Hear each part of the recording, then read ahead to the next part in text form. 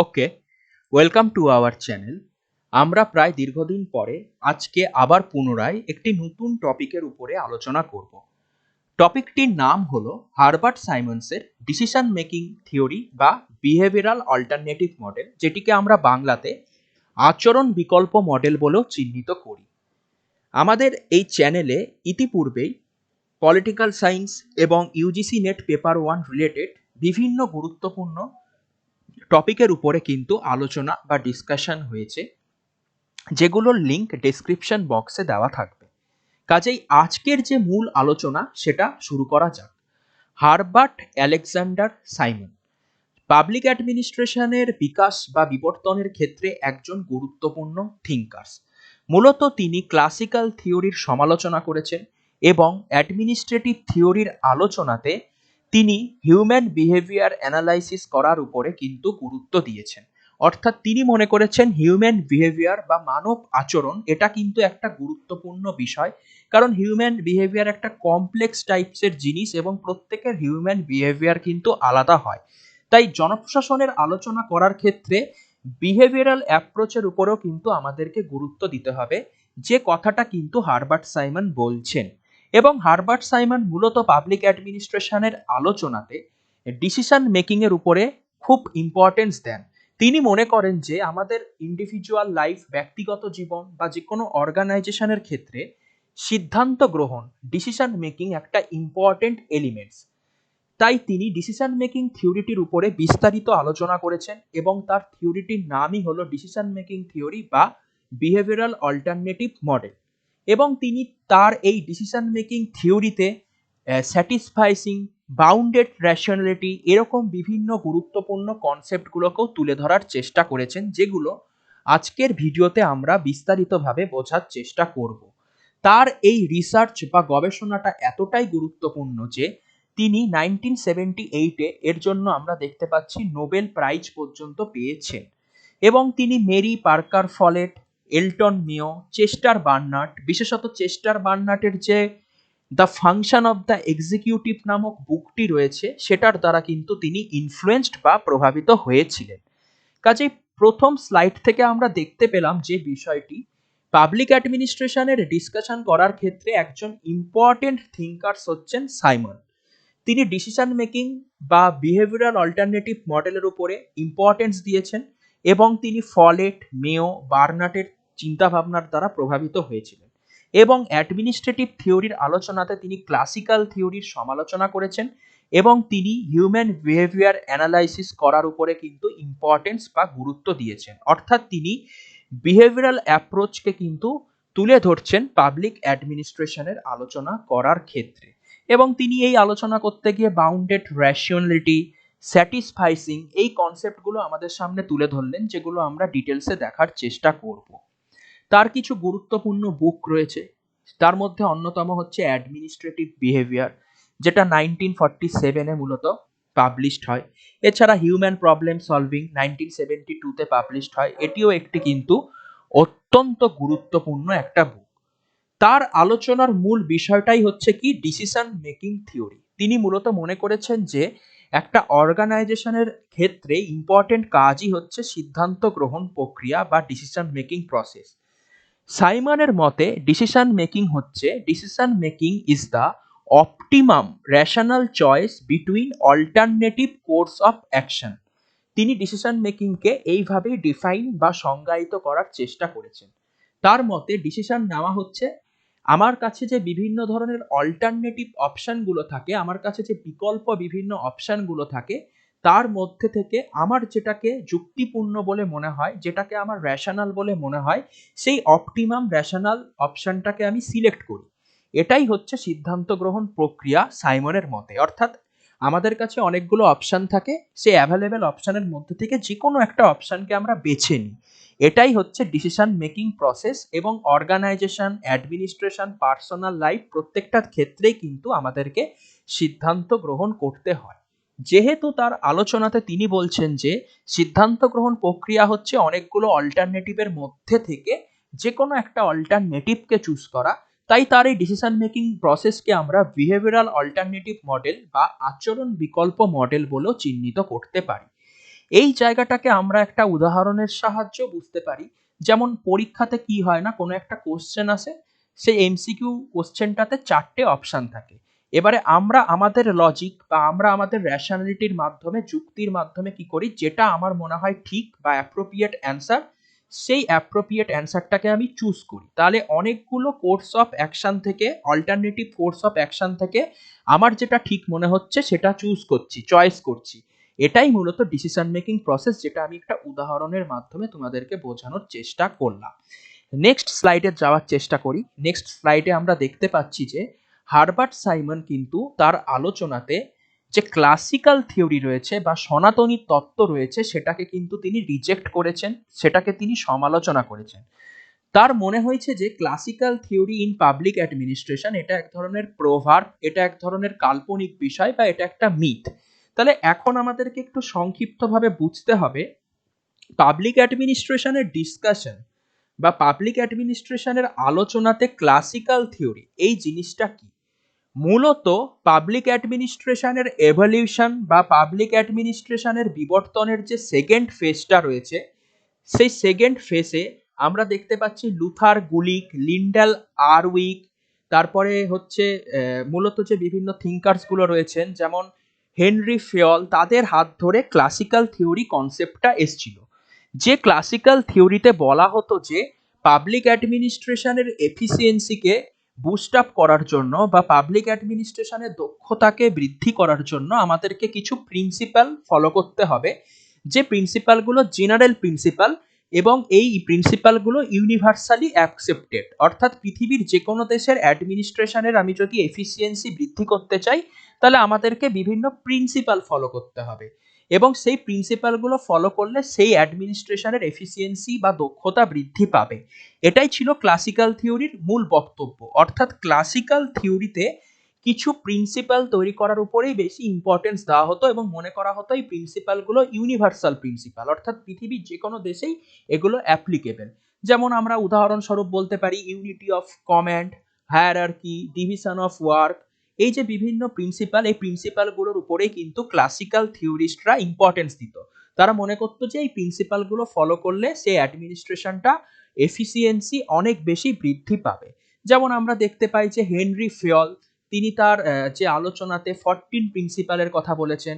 Luther গুলিকের আলোচনায় 10 প্রিন্সিপালের কথা দেখতে পাই। এরকম বিভিন্ন ক্লাসিক্যাল থিঙ্কার্সরা বিভিন্ন প্রিন্সিপালের উপরে ইম্পর্টেন্স দিয়েছিলেন, কিন্তু হারবার্ট সাইমন তার আলোচনাতে এই প্রিন্সিপালগুলোকে রিজেক্ট করছেন। তিনি বলছেন ক্লাসিক্যাল থিওরি এক ধরনের মিথ, এক ধরনের প্রভাব। কারণ এই ক্লাসিক্যাল থিওরিগুলো কখনোই সায়েন্টিফিক নয় এবং এই ক্লাসিক্যাল থিওরিগুলোর কিন্তু কোনো রকম ইউনিভার্সাল রিলেভেন্স নেই। অর্থাৎ এগুলো কখনোই সায়েন্টিফিক থিওরি নয় এবং এগুলো ইউনিভার্সাল থিওরিও নয়। এবং তিনি এইভাবে ক্লাসিক্যাল থিওরিকে রিজেক্ট করেই মূলত হিউম্যান বিহেভিয়ার অ্যানালাইসিস করার উপরে গুরুত্ব দিয়েছিলেন এবং তিনি এই বিহেভিয়ারাল থিঙ্কিংটা পাবলিক অ্যাডমিনিস্ট্রেশনে তুলে ধরেন। এক্ষেত্রে তিনি একটা মেথড ব্যবহার করেছিলেন, যে মেথডটার নাম হলো লজিক্যাল পজিটিভিজম মেথড। এবং তিনি বলেছেন ডিসিশন মেকিং একটা ইম্পর্টেন্ট প্রসেস অর্গানাইজেশনের ক্ষেত্রে, ইন্ডিভিজুয়াল লাইফের ক্ষেত্রে। তাই ডিসিশন মেকিং হচ্ছে একটা ইন্টেলেকচুয়াল প্রসেস, অর্থাৎ এক্ষেত্রে আমার বুদ্ধি, নলেজকে কি করতে হয় না, কাজে লাগাতে হয়। এবং অবশ্যই ডিসিশন মেকিং একটা কন্টিনিউয়াস অনগোয়িং প্রসেস, কাজেই এটা একটা ডাইনামিক প্রসেস। কারণ প্রত্যেক সময় আমার ডিসিশন মেকিং কিন্তু চেঞ্জ হতে থাকে এবং আমি যে ডিসিশনটা নিব সেটা আমার ক্ষেত্রে ভালো হতে পারে, অপরের ক্ষেত্রে যে ভালো হবে তা নয়। ডিসিশন মেকিং একটা কন্টিনিউয়াস প্রসেস, অর্থাৎ আমাকে জীবনে বা একটা অর্গানাইজেশনে সবসময় কিন্তু ডিসিশন গ্রহণ করতে হয়। এবং তিনি তার এই ডিসিশন মেকিং প্রসেস আলোচনা করতে গিয়ে বলেছেন যে মূলত ডিসিশন গ্রহণ করার মূলত 3টে ফেজ থাকে বা 3টে স্টেজ থাকে। অর্থাৎ তিনি বলছেন যে 3টে গুরুত্বপূর্ণ স্টেজ থাকে ডিসিশন মেকিং করার ক্ষেত্রে, সিদ্ধান্ত গ্রহণ করার ক্ষেত্রে। প্রথম স্টেজটার নাম হলো intelligence activity. Second phase or second স্টেজের নাম হলো design activity. And final stage সাইমনের মতে, যেটার নাম হলো কিনা সেটাকে বলা হয় চয়েস অ্যাক্টিভিটি। তার মতে, সাইমনের মতে, সিদ্ধান্ত গ্রহণ করতে গেলে প্রথমে আমাদেরকে যে স্টেজ বা ফেজটা ফলো করতে হয় সেটার নাম ইন্টেলিজেন্স অ্যাক্টিভিটি, যেটার মানে কি আইডেন্টিফিকেশন অফ এ প্রবলেম। অর্থাৎ আমাকে পারিপার্শ্বিক অবস্থাকে বিশ্লেষণ করতে হবে। Intelligence activity is a finding occasions to take decision, অর্থাৎ আমাকে পারিপার্শ্বিক এনভায়রনমেন্ট, পারিপার্শ্বিক পরিস্থিতি বিশ্লেষণ করে দেখতে হবে যে সারাউন্ডিংসটা কেমন। তারপরে আমি সেকেন্ড ফেজে গিয়ে কি করব, ডিজাইন অ্যাক্টিভিটি করব, অর্থাৎ আমি বিভিন্ন যে অল্টারনেটিভ কোর্স অফ অ্যাকশনগুলো রয়েছে, আমার হাতে যে বিভিন্ন অল্টারনেটিভ অপশনগুলো রয়েছে, সেগুলোকে আমি অ্যানালাইসিস করে দেখার চেষ্টা করব যে কোন অপশনটা আমার ক্ষেত্রে বেটার হতে পারে বা কোন অপশনটা ব্যবহার করলে কি রেজাল্ট আসতে পারে। তারপরে আমি ফাইনাল স্টেজে গিয়ে কি করব না, ওই বিভিন্ন বিকল্প অপশনগুলোর মধ্যে থেকে যে কোনো একটা অপশনকে সিলেক্ট করে নিব। এটাই হচ্ছে চয়েস অ্যাক্টিভিটি। সাইমনের মতে এরকম তিনটে স্টেজের মধ্যে দিয়ে আমাদেরকে ডিসিশন বা সিদ্ধান্ত গ্রহণ করতে হয়। এই জায়গাটা যদি আমি উদাহরণ দিয়ে বোঝানোর চেষ্টা করি তাহলে বিষয়টা কিন্তু আরো বেশি সুবিধা হবে। দেখা গেল আমি আমার বাড়ি থেকে হয়তো কোনো একটা কাজে কলকাতা যাব, তাহলে আমি কি করব, প্রথমে আমি আমার পারিপার্শ্বিক অবস্থাকে বিশ্লেষণ করব। এটাই হচ্ছে ইন্টেলিজেন্স অ্যাক্টিভিটি। অর্থাৎ আমার পারিপার্শ্বিক অবস্থা কেমন, এখন ট্রেন চলছে কিনা বা বাস কখন চলে, এই যে পারিপার্শ্বিক এনভায়রনমেন্ট বা আমার বাড়ি থেকে স্টেশন কাছে না বাস স্ট্যান্ড কাছে, এরকম বিভিন্ন প্রবলেমগুলোকে চিহ্নিত করার চেষ্টা করব। দিয়ে সেকেন্ড ফেজে গিয়ে আমি কি করব, ডিজাইন অ্যাক্টিভিটি করব, অর্থাৎ আমার হাতে যে বিভিন্ন অপশনগুলো আসলো সেগুলোকে আমি অ্যানালাইসিস করে দেখব কোনটা ভালো কোনটা খারাপ। হয়তো আমি অপশন নিলাম যে বাসে করে যাব, সেকেন্ড অপশন নিলাম ট্রেনে করে যাব, থার্ড অপশন নিলাম প্রাইভেট কারে করে যাব। তা আমরা এই যে বিভিন্ন অল্টারনেটিভ কোর্স অফ অ্যাকশনগুলো বেছে নিলাম, এগুলোকে মূল্যায়ন করে দেখবো যে কোনটার ভালো কি কোনটার খারাপ কি। যেমন আমি হয়তো ভাবলাম যে বাসে করে গেলে সময় বেশি লাগবে, ট্রেনে করে গেলে সময় কম লাগবে, আবার প্রাইভেট কারে করে গেলেও সময় কম লাগবে, কিন্তু আমার যে খরচ সেটা কিন্তু অনেক বেশি লাগবে, অর্থাৎ টাকা কিন্তু আমাকে বেশি খরচ করতে হবে। অর্থাৎ এই ফেজে আমি বিভিন্ন অল্টারনেটিভ গুলোকে কি করব, বিশ্লেষণ করে দেখব, দিয়ে ফাইনালি আমি একটা যে কোনো অল্টারনেটিভ চুজ করলাম। হয়তো আমি চুজ করলাম ট্রেনে করে যাব। এই যে বিভিন্ন অপশনগুলো আমি তৈরি করেছিলাম তার মধ্যে থেকে যে একটা অপশনকে চুজ করে নিলাম, এটাই হচ্ছে ডিসিশন মেকিং প্রসেস। অর্থাৎ তিনটে স্টেজ থাকে, intelligence activity, design activity and choice activity. বিষয়টাকে আমি সংক্ষিপ্তভাবে তোমাদেরকে বোঝানোর চেষ্টা করলাম। আর Herbert Simon decision making process বলতে কি বুঝিয়েছিলেন, decision making is the optimum rational choice between alternative course of action. তার মানে এখন তোমরা বুঝতে পারছো যে বিভিন্ন বিকল্প যে অল্টারনেটিভ গুলো থাকে তার মধ্যে থেকে আমি আমার লজিক খাটিয়ে একটা যে কোনো অপশনকে সিলেক্ট করি। এটাই হচ্ছে ডিসিশন মেকিং প্রসেস। যেমন ধরো একটা পরীক্ষাতে গেলাম, এমসিকিউ কোশ্চেন এসছে, আমার এমসিকিউতে চারটে অপশন রয়েছে, অর্থাৎ আমাকে চারটে অল্টারনেটিভ দেওয়া হয়েছে। আমার যেটা অ্যাপ্রোপ্রিয়েট মনে হবে বা আমার যেটা ঠিক মনে হবে আমি সেই অপশনটা চুজ করব। অর্থাৎ অনেকগুলো বিকল্পর মধ্যে থেকে আমি একটাকে চুজ করলাম। এভাবেই মূলত আমরা সিদ্ধান্ত গ্রহণ করে থাকি, যেটা সাইমন আলোচনা করেছেন। হারবার্ট সাইমনের এই আলোচনাতে আরেকটা বিষয় খুবই গুরুত্বপূর্ণ, ফ্যাক্ট এবং ভ্যালুর ধারণা। ফ্যাক্ট এবং ভ্যালু বা মূল্যবোধ বলতে কি বোঝায় সেটা আমরা জানি। ফ্যাক্ট মূলত আমাদের রিয়ালিটিটাকেই মূলত তুলে ধরার চেষ্টা করে। অপরদিকে ভ্যালু হচ্ছে মূলত is an expression of preference.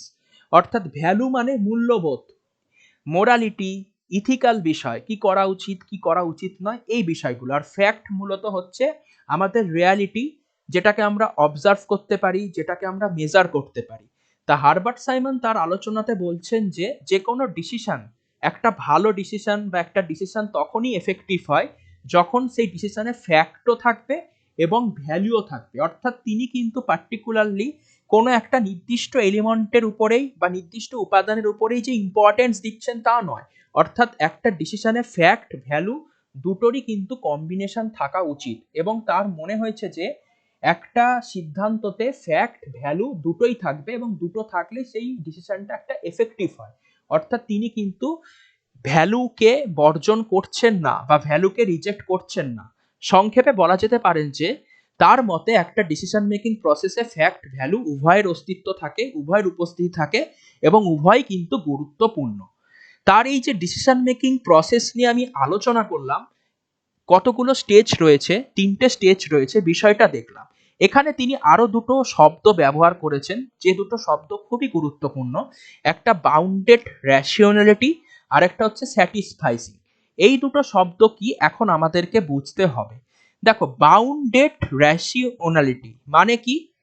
Bounded মানে হচ্ছে সীমিত বা লিমিটেড, আর রেশিওনালিটি মানে হচ্ছে লজিক বা যুক্তিপূর্ণ। অর্থাৎ হারবার্ট সাইমন মনে করছেন যে আমাদের এই পৃথিবীতে কেউই না টোটাল রেশনাল হতে পারে না। অর্থাৎ পৃথিবীতে এমন কোনো হিউম্যান বিংস নাই যে পুরোপুরি রেশনাল, অর্থাৎ 100% যুক্তিপূর্ণ একজন ব্যক্তি। অর্থাৎ টোটাল রেশনাল কিন্তু সম্পূর্ণরূপে ইম্পসিবল। তাই তিনি বলছেন যে আমাদের যে রেশনালিটি বা আমাদের যে যুক্তি বুদ্ধি এটা কিন্তু লিমিটেড, এটা হচ্ছে সীমিত।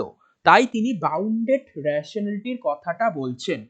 অর্থাৎ তার মতে টোটাল রেশনাল এটা ইম্পসিবল, পৃথিবীতে কোনো মানুষের টোটাল রেশনাল এবং কোনো মানুষের পক্ষেই 100% নলেজ থাকা সম্ভব নয়। কাজেই মানুষের যে নলেজ, মানুষের যে রেশনালিটি সেটা কিন্তু লিমিটেড। এক্ষেত্রে তিনি বাউন্ডেড রেশনালিটি কথাটা ব্যবহার করেছেন এবং তিনি বলেছেন কেন মানুষের লজিক, মানুষের রেশনালিটি বা নলেজ কেন লিমিটেড। কারণ আমাদের মধ্যে কিন্তু কি বলবো, থিঙ্কিং ক্যাপাসিটি ম্যাক্সিমাম নয়, আমাদের মধ্যে একটা ইনঅ্যাডিকুয়েট নলেজ থাকে। অর্থাৎ পৃথিবীতে কোনো মানুষই যে সব কিছু জানে তা নয়, একটা মানুষের পক্ষে প্রত্যেকটা বিষয় সম্পর্কে জানা সম্ভব নয়। অর্থাৎ ল্যাক অফ নলেজ রয়েছে, জ্ঞানের অভাব রয়েছে, এবং আমরা যে বিষয় জ্ঞান অর্জন করি সেই জ্ঞান অর্জন করা বিষয়ের উপরের ইনফরমেশনগুলো কিন্তু 2 মাস 3 মাস পরে আমরা ভুলে যাই। অর্থাৎ আমরা যে বিষয়গুলো পড়াশোনা করি সেগুলো কিন্তু এক সময় গিয়ে প্র্যাকটিসের অভাবে ভুলে যাই। অর্থাৎ আমাদের রিকল করার ক্ষমতাও কিন্তু যে টোটাল বা 100-100 রয়েছে তা নয়। তাহলে মানুষের মধ্যে জ্ঞানের অভাব রয়েছে, মানুষের মধ্যে মনে রাখার একটা, কোনো বিষয়কে দীর্ঘদিন ধরে মনে রাখারও কিন্তু একটা অভাব রয়েছে। এই বিভিন্ন কারণের জন্য বলা হয় যে সাইমন মনে করেন যে পৃথিবীতে কোনো মানুষই টোটাল রেশনাল হতে পারে না।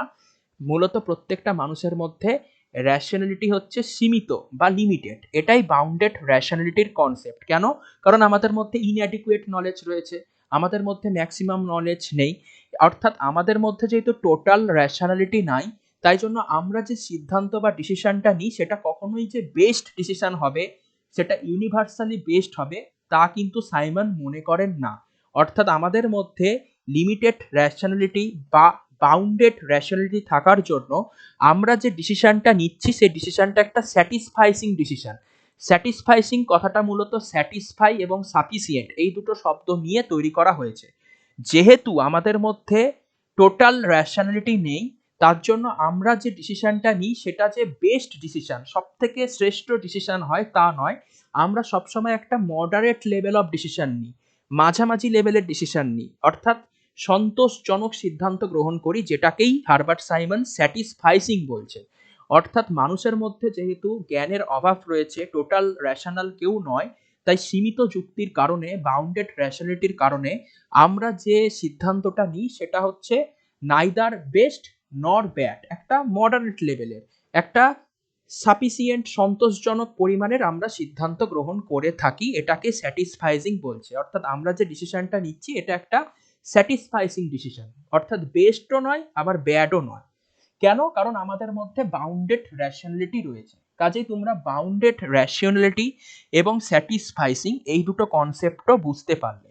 সংক্ষেপে বলতে গেলে সাইমনের ডিসিশন মেকিং অ্যাপ্রোচ বা আলোচনাতে দুটি শব্দই গুরুত্বপূর্ণ।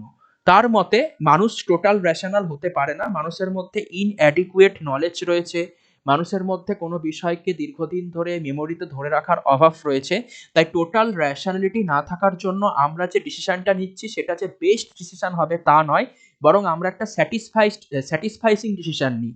অর্থাৎ একটা মডারেট বা মাঝামাঝি লেভেলের ডিসিশন আমরা গ্রহণ করে থাকি। এই বিষয়টাকেই মূলত হারবার্ট সাইমন তার যে আলোচনা, তার আলোচনাতে তুলে ধরার চেষ্টা করেছেন। এছাড়া তিনি বলছেন যে এই যে র্যাশনালিটি এটা বিভিন্ন টাইপের হতে পারে। অর্থাৎ তিনি র্যাশনালিটির টাইপোলজি আমাদের সামনে তুলে ধরেছেন। তিনি মূলত 6 ধরনের র্যাশনালিটির কথা বলেছেন, যেমন objectively rational, subjectively rational, consciously rational, deliberately rational, organisational rational, personally rational. যেমন তিনি মনে করেছেন অবজেক্টিভলি র্যাশনাল, অর্থাৎ একটা বেস্ট ডিসিশন নেওয়া এটা কিন্তু কখনোই সম্ভব নয়। অর্থাৎ অবজেক্টিভলি র্যাশনাল কিন্তু কখনোই সাইমনের মতে গ্রহণ করা সম্ভব নয়, কারণ আমাদের মধ্যে একটা বাউন্ডেড র্যাশনালিটি কাজ করে। সাবজেক্টিভলি র্যাশনাল মানে হচ্ছে আমার মধ্যে যে নলেজ রয়েছে সেই নলেজের উপরে ভিত্তি করে আমি একটা আমার মতন করে বেস্ট ডিসিশন নেওয়ার চেষ্টা করি, যেটা হয়তো আমার কাছে বেস্ট বাট অপরের কাছে বেস্ট নাও হতে পারে, অর্থাৎ একটা স্যাটিসফাইসিং সিদ্ধান্ত আমরা নেওয়ার চেষ্টা করি। এছাড়া তিনি কনসিয়াসলি ডেলিবারেটরি রেশনালের উপরেও কিন্তু ইম্পর্টেন্স দিয়েছেন। এক্ষেত্রে কি বলছেন না, মূলত মিনস এবং এন্ড এই দুটোর মধ্যে একটা অ্যাডজাস্ট করা হয়। এই বিষয়টা আমরা একটু সংক্ষেপে বোঝার চেষ্টা করব। এন্ড মানে কি? এন্ড মানে হচ্ছে কোনো একটা নির্দিষ্ট গোলকে আমরা অ্যাচিভ করতে চাই, আর মিনস মানে হচ্ছে কিছু উপায়, অর্থাৎ একটা নির্দিষ্ট পদ্ধতি বা নির্দিষ্ট গোলকে অ্যাচিভ করার জন্য অনেক ধরনের উপায় থাকতে পারে। তাই কনসিয়াসলি বা ডেলিবারেটলি রেশনালের ক্ষেত্রে আমরা কোনো একটা নির্দিষ্ট গোলকে অ্যাচিভ করার জন্য কি করি না, বিভিন্ন যে উপায়গুলো ফলো করি সেগুলোর মধ্যে একটা অ্যাডজাস্টমেন্ট করার চেষ্টা করি। এছাড়া একটা অর্গানাইজেশনের জন্য, অর্থাৎ একটা নির্দিষ্ট সংস্থা বা সংগঠনের জন্য যে ডিসিশনগুলো নেওয়া হয় সেগুলোকে আমরা অর্গানাইজেশনালি রেশনাল বলতে পারি, বা অর্গানাইজেশনের জন্য যখন বিভিন্ন রেশনালিটি ব্যবহার করা হচ্ছে সেটা অর্গানাইজেশনাল রেশনাল বলতে পারি। ব্যক্তিগত ইন্ডিভিজুয়াল লক্ষ্য পূরণের জন্য আমরা পার্সোনালি রেশনালের কথাও বলতে পারি, অর্থাৎ যখন নিজের ব্যক্তিগত জীবনের জন্য আমরা ডিসিশন নিব সেটাকে আমরা পার্সোনালি রেশনাল বলেও চিহ্নিত করতে পারি। মূলত এখান থেকে যে বিষয়টা আমাদের জানতে হবে, তিনি কয়েক ধরনের রেশনালিটির কথা বলেছেন, যেমন অবজেক্টিভলি, সাবজেক্টিভলি, অর্গানাইজেশনাল, পার্সোনাল ইত্যাদি ইত্যাদি। নেক্সট স্লাইডে যদি আমরা যাওয়ার চেষ্টা করি, এখানে দেখব যে হারবার্ট সাইমন ডিসিশন মেকিংকে দুই ভাগে ভাগ করেছেন, programmed decision and non programmed decision.